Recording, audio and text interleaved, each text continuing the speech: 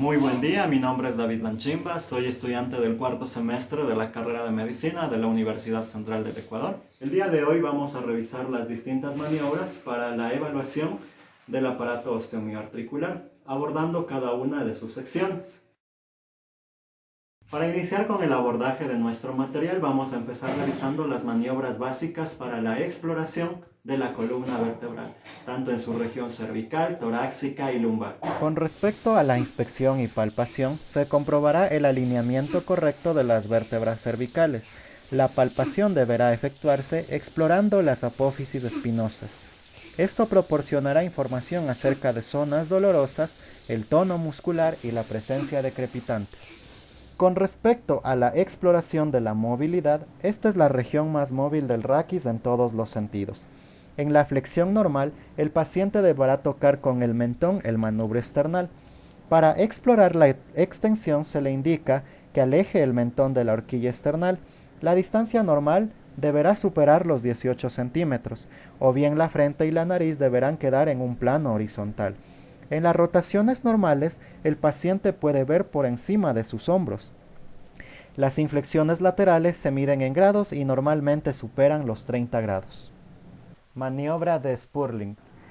Esta maniobra requiere que el paciente se halle en sedestación y el explorador se coloque por detrás del paciente. El paciente deberá inclinar y rotar la cabeza y el explorador colocar una mano sobre el vértex del paciente. Con la otra mano golpea suavemente sobre la mano situada por encima de la cabeza. Debe realizarse tanto al lado izquierdo como derecho y también con la columna cervical en extensión. La maniobra es positiva cuando se refiere dolor a la maniobra realizada y esto nos indica compresión de las raíces radiculares e irritación de las carillas articulares de las vértebras cervicales. Maniobra de Valsalva.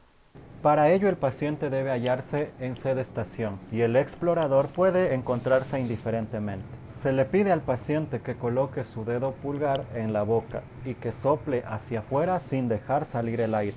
Con el aumento de la presión intratecal que se ejerce realizando esta maniobra, aparecen síntomas radiculares circunscritos a los dermatomas, como aumento o aparición del dolor. En este caso, la maniobra es positiva para radiculopatías cervicales. Maniobra de Addison. Para realizar esta maniobra, el paciente debe estar sentado y el explorador se coloca por detrás de él. El explorador coloca su mano proximal sobre el hombro del paciente y su mano distal alrededor de la muñeca del paciente, extendiendo y rotándolo externamente. Con el segundo y tercer dedo que rodea la muñeca del paciente se le toma el pulso radial. Se le pide al paciente que gire la cabeza hacia el lado movilizado y que inspire profundamente manteniendo el aire en los pulmones. La maniobra es positiva si desaparece el pulso radial del paciente o aparecen parestesias. Y esto nos indica compromiso vasculonervioso en el desfiladero torácico. Maniobra de Knapziger-Jones. Para esta maniobra se coloca al paciente en sedestación y el explorador por detrás del paciente pinza las venas yugulares. La maniobra es positiva si se presenta dolor, dando como resultado compromiso de los nervios radiculares. Maniobra de tracción de la columna cervical.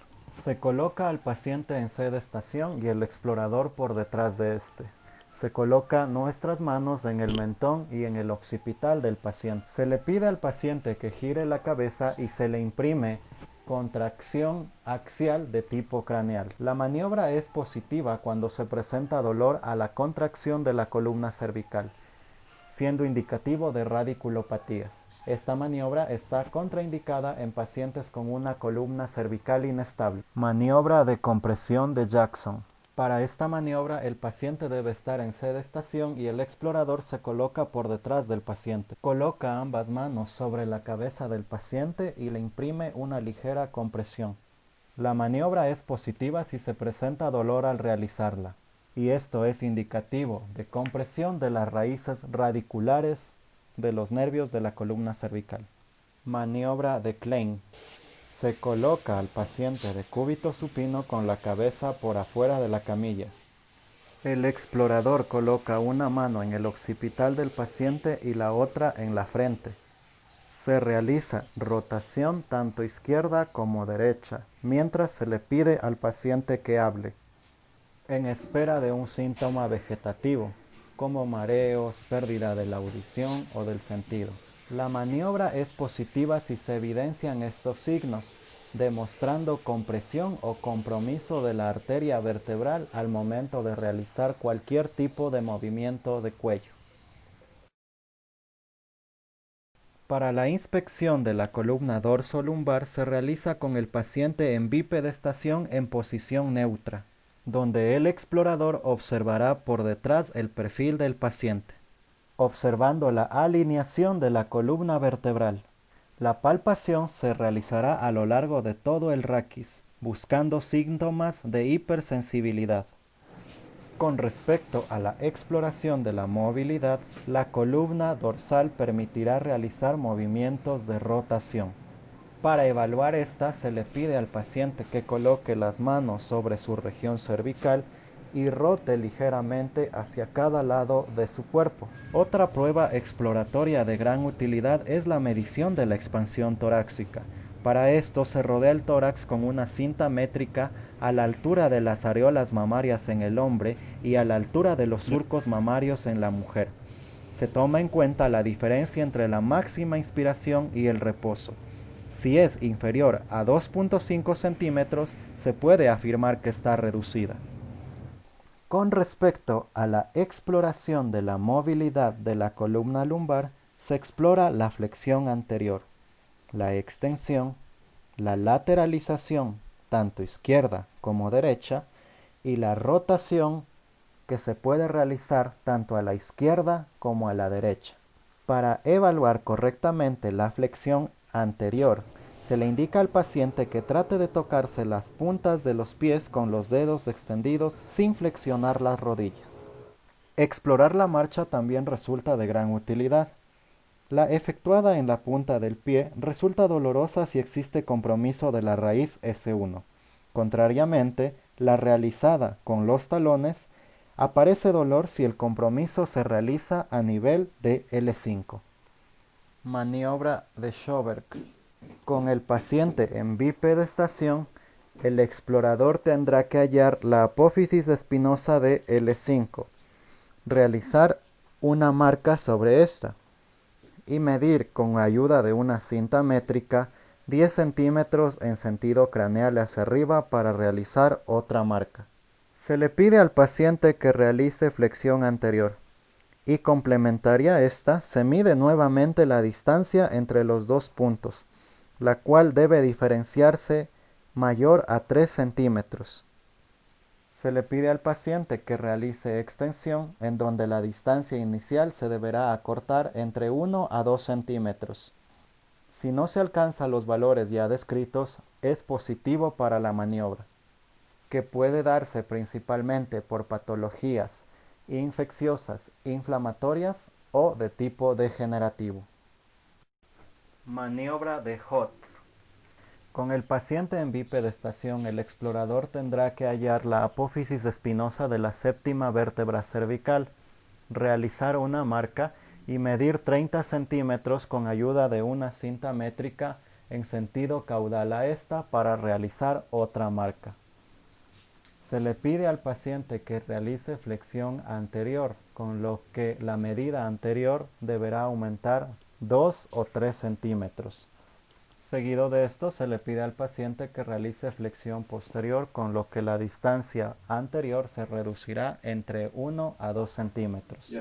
Si no se obtienen las medidas descritas, el signo es positivo y puede ser indicativo de enfermedades inflamatorias, infecciosas o de tipo degenerativo. Maniobra de Neri.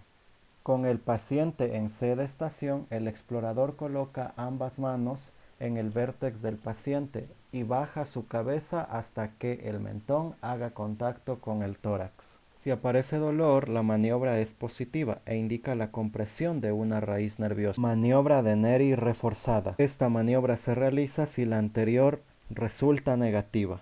Se eleva la pierna del paciente en la misma posición hasta el punto máximo posible sin que aparezca el dolor. La aparición de dolor indica que la maniobra es positiva, donde se evidencia radiculopatías de la región lumbar. Maniobra de la SEC. Con el paciente de cúbito supino, el explorador elevará la extremidad inferior con la rodilla extendida, lo que indica compresión por radiculopatías. La prueba se considera positiva si aparece dolor intenso irradiado en el trayecto del nervio ciático.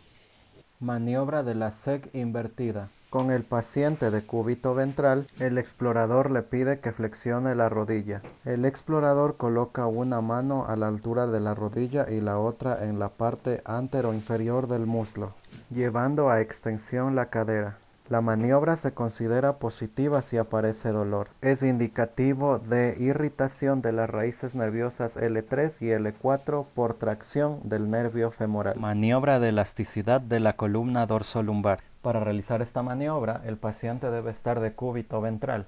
El explorador coloca sus manos sobre la espalda del paciente y le imprime contracción para verificar la elasticidad de la columna. La prueba se considera positiva si se presenta dolor, indicando principalmente rigidez de la columna dorsolumbar.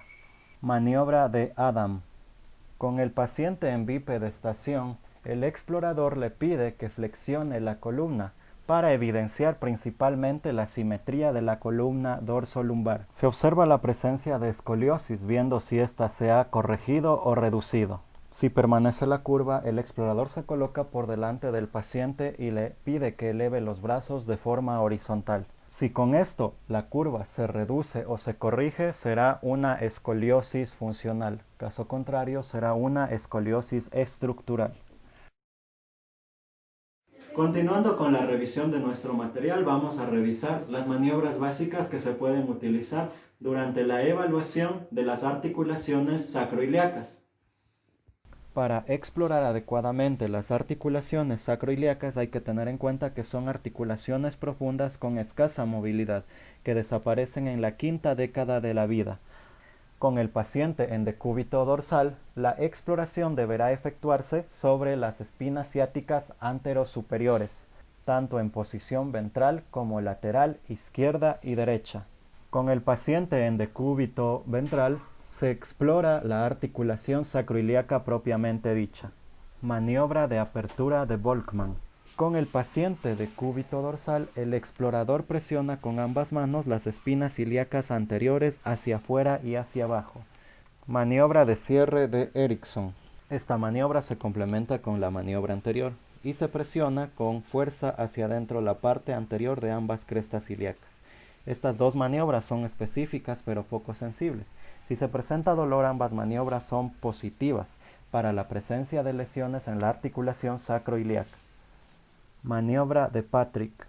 Con el paciente en decúbito dorsal, el explorador lleva el muslo a la abducción y rotación externa, apoyando el tobillo sobre la rodilla opuesta del paciente, formando un 4 con sus miembros inferiores.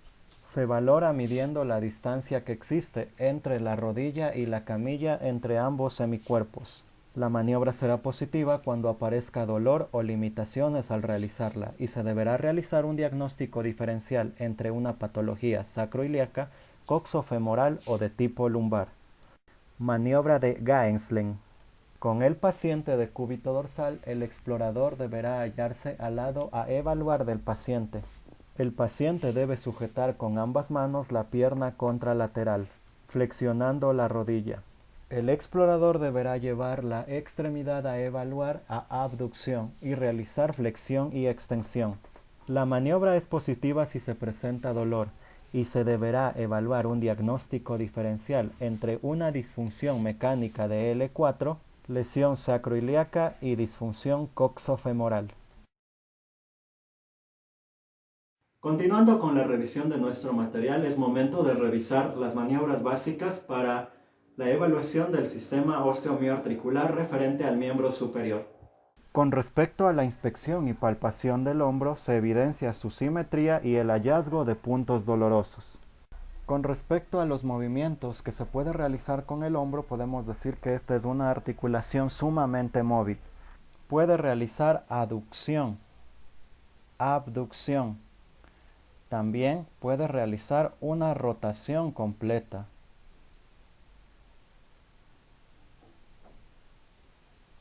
Asimismo, puede elevarse y descenderse.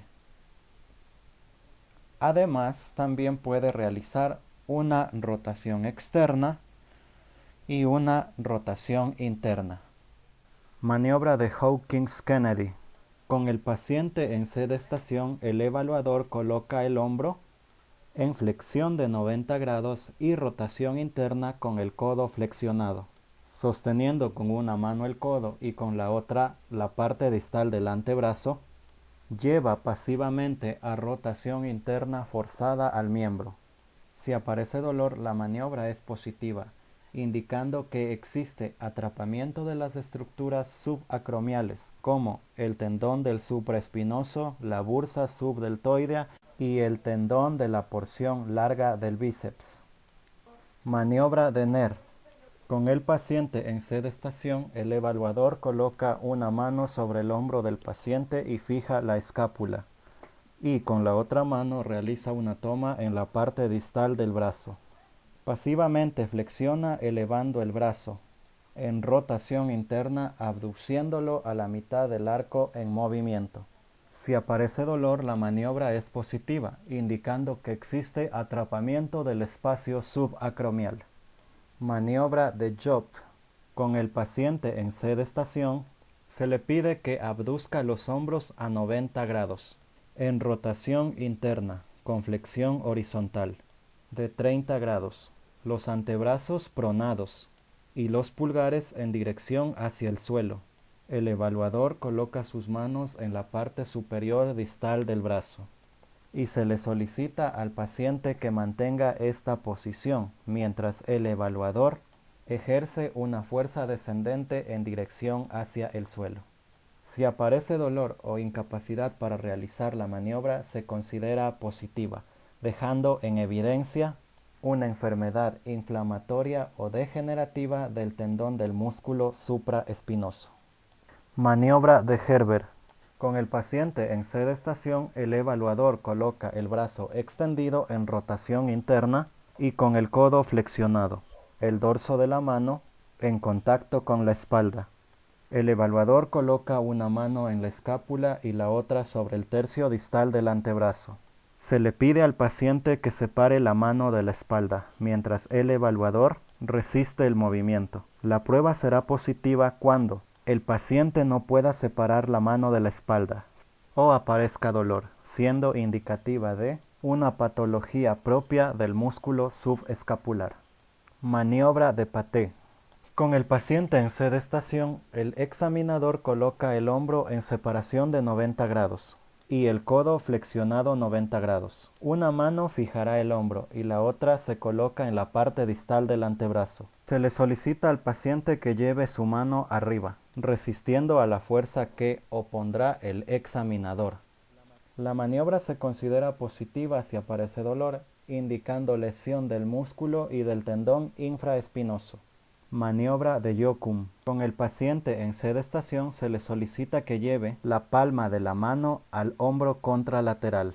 El evaluador coloca una mano en el hombro fijando la escápula y la otra en el codo del paciente, elevándolo de forma pasiva. La maniobra es positiva si se evidencia dolor y se manifiesta como pinzamiento del espacio subacromial. Maniobra de Codman. Con el paciente en sedestación, el evaluador coloca su mano por encima del hombro, situando su pulgar fijando la escápula. El dedo índice monitoriza el acromion y el resto de los dedos se dirige a la apófisis coracoides. La otra mano se coloca en la parte distal del brazo y va a ser la encargada de realizar los movimientos pasivos del brazo.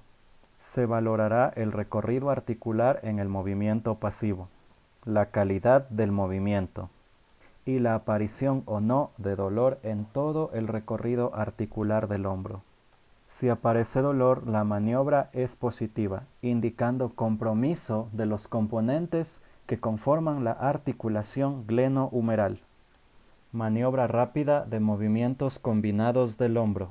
Con el paciente en bipedestación o sentado, se le pide al paciente que lleve su mano hacia adelante y hacia atrás de la nuca, en dirección a la escápula contralateral. Además, se le solicita que con su mano contralateral de la espalda se toque la zona inferior de la escápula. Con respecto a las maniobras, se deben realizar tanto al lado izquierdo como derecho. Si se presenta dolor, las maniobras son positivas y pueden indicar compromiso de la articulación glenohumeral. Maniobra de Yergason. Para esta maniobra se coloca al paciente en sedestación. El explorador coloca una mano sobre el hombro del paciente y la otra sobre la muñeca. Realiza rotación interna, realizando la flexión del codo. Acto seguido, le pide al paciente que mantenga esta posición mientras él ejerce presión sobre la mano distal. Si aparece dolor, la maniobra es positiva, indicando que existe una lesión de cualquiera de los músculos que conforman el manguito rotador. Con respecto a la palpación del codo, esta permitirá comprobar el aumento de la temperatura, la cual es indicativa de procesos inflamatorios, así como de tumefacciones.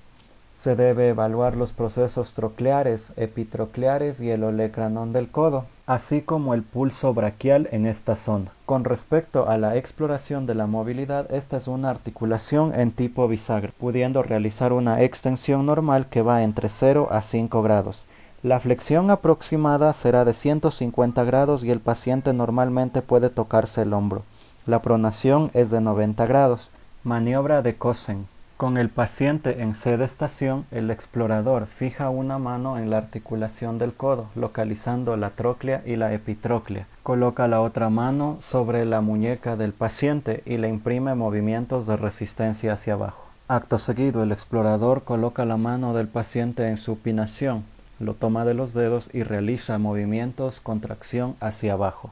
La maniobra es positiva si se presenta dolor y es indicativa de adenopatías epitrocleares, epicondilitis y epitroclitis. Maniobra de Mills. Con el paciente en sedestación, el explorador toma el codo con una mano y la otra mano sobre la muñeca del paciente.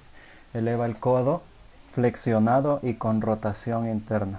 Posteriormente realiza movimientos hacia la parte caudal del paciente. La maniobra es positiva si se presenta dolor y es indicativa de adenopatías epitrocleares, epicondilitis y epitroclitis. Con respecto a la exploración de la articulación de la muñeca, esta se palpa en flexión palmar leve, buscando tumefacciones, sosteniendo la articulación con los dedos de ambas manos y apoyando los pulgares sobre la región dorsal del carpo, comprobando también la existencia de su temperatura local. Asimismo, se evidencia el pulso radial. La exploración de la movilidad en esta articulación es de una flexión palmar de 90 grados, una dorsiflexión de 70 grados, una lateralización cubital de 60 grados y una desviación radial de 25 grados aproximadamente. Maniobra de Palen. Con el paciente en sedestación se le pide que una el dorso de ambas manos, formando un ángulo de 90 grados entre las palmas de la mano y el antebrazo. Maniobra de Palen invertida. Con el paciente en sedestación se le pide que una ambas palmas de la mano como si rezara, formando un ángulo de 90 grados entre el dorso de la mano y el antebrazo. Signo de Tinel. Se coloca la mano del paciente sobre una superficie elevada, con la palma hacia arriba. Acto seguido, el examinador evalúa el trayecto del nervio mediano mediante la percusión. Si se presenta dolor en cualquiera de las maniobras descritas en esta sección, es indicativo para la neuropatía de atrapamiento más frecuente, conocida como síndrome del túnel carpiano. Con respecto a la exploración diagnóstica de la mano, se realiza primero sobre la palma de esta, palpando las articulaciones metacarpofalángicas, buscando la presencia de tumefacciones, dolor, siendo indispensable analizar cada uno de los dedos. Asimismo, se evalúa la flexión que se pueda realizar con cada uno de los dedos presentes en la mano, teniendo en cuenta la oposición propia que permite realizar el pulgar. En el dorso de la mano se evalúa igualmente la presencia de tumefacciones en la articulación metacarpofalángica y se evalúa independientemente cada uno de los dedos. llevando cada uno de los dedos a flexión interna para comprobar el estado de las articulaciones interfalángicas y la flexión propia que nos permita imprimir el dedo pulgar. Dentro de este examen diagnóstico es importante verificar la circulación con el llenado capilar de cada uno de los dedos, presionando levemente los lechos unguiales, el cual deberá ser con un llenado aproximado de 3 segundos. Maniobra de Watson. Para esta maniobra se le pide al paciente que asiente su brazo sobre el codo. El explorador toma la muñeca del paciente con el pulgar en su palma, realiza movimientos hacia arriba y hacia abajo. Posteriormente le pide al paciente que abra y cierre la mano para que él realice los movimientos hacia arriba y hacia abajo. Si se presenta dolor, la maniobra es positiva para desplazamiento del hueso escafoides. Bien, con esa última revisión hemos terminado de conocer las distintas maniobras que se pueden usar durante el examen semiológico. Muchas gracias.